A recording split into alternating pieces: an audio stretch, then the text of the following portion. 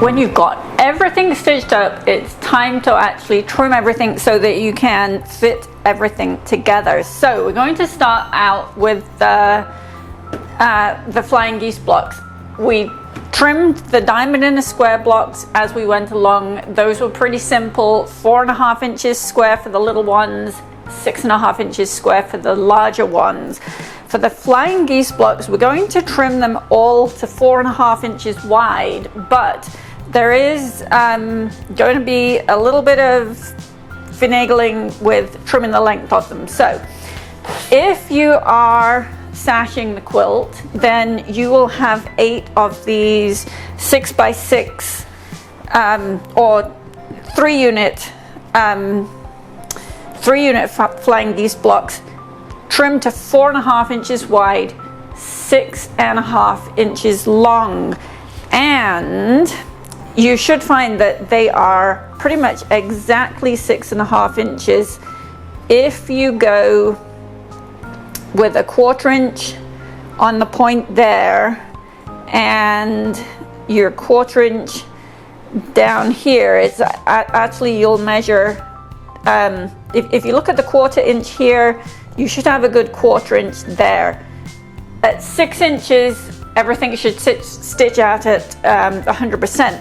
Some of the machines, we've noticed that when you start getting longer distances in your stitching, things can shrink or grow just a little tiny bit. So let's get these guys trimmed up first. So 4.5 inches wide.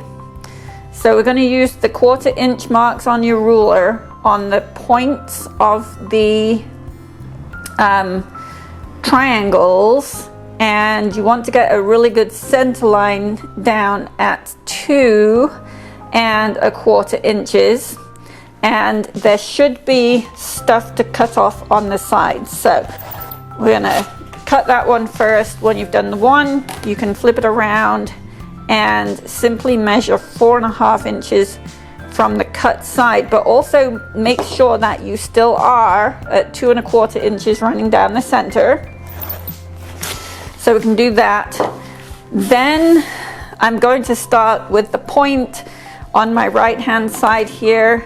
So again, making sure that I'm straight along this cut edge. I want to make sure that I've got the 1/4 inch mark right in the point there, and kind of wiggle just a little tiny bit so that we can be on a 1/4 inch here and a 1/4 inch here. So I'm going to go with right there, and we're going to trim the end.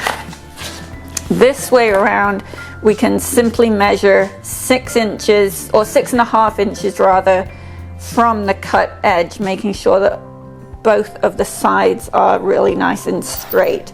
So that's if you are doing the sashing, where you'll have 8 of these guys.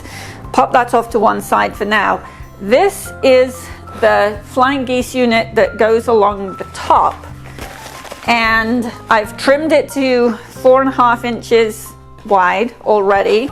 Let's switch the ruler out here, and I've kind of rough trimmed the ends, but let's have a really good look at exactly what we got going on here. So if I put 2.25 inches on this seam line here, and let's get nicely aligned with 2.25 inches on the edge. So we've got the ruler going right down the center there, but I've got 2.25 inches here. I'm good here. You can see by the time I get here, we've shrunk just a little tiny bit. Shrunk even more, shrunk even more. Yikes, we are almost at 1/8 of an inch short, especially by the time we get to here. So that is why we are trimming these guys first, and then everything else we're going to trim to match. So there's a couple of different ways that you can go about it. One is even out the even out that 1/8 of an inch that we've lost on both ends, and go with the fact that you're not going to have true points on each end. I'm not altogether keen on that idea. Or you can simply measure 2 1/4 inches from this seam. Let's make sure that we've got that nice and straight. So 2 1/4 inches from this seam, which means that we actually have that point. It's going to sit nicely when we've got the units joined together. And on the other end, we're going with 2 1/4 inches from this seam here, which means that that unit is perfectly sized as it should be. But remember that we've lost about 1/4 of an inch in between. So this should measure 18 1/2 inches in an ideal world, and it's entirely possible that yours will measure 18 1/2 inches. Mine actually measures 18 3/8 of an inch, so I've got an 1/8 of an inch short, so I'm going to have to accommodate that when I'm trimming my leaf border and when I'm trimming the center panel. So let's pop that one off to the side. We're going to do it again with this guy. This is the side border, or one of them. So I am going to, let me see if I can get the whole thing in the camera for you. We are going to go with 2 1/4 inches on the center line. Let's see, something's up here. There we go. No, what are we doing here? 2 1/4 inches is all the way over there. Okay. That was looking a little bit wonky there for a second. So we've got the 2 1/4 inch line running all the way up the points through the center.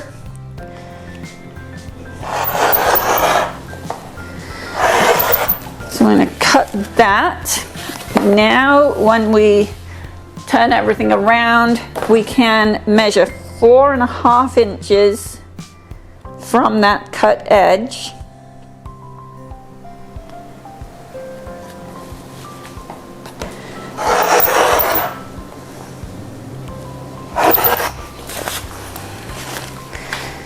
Now we are going to measure 2 1/4 inches from this seam line, so the seam line of the last Flying Geese unit here at this end.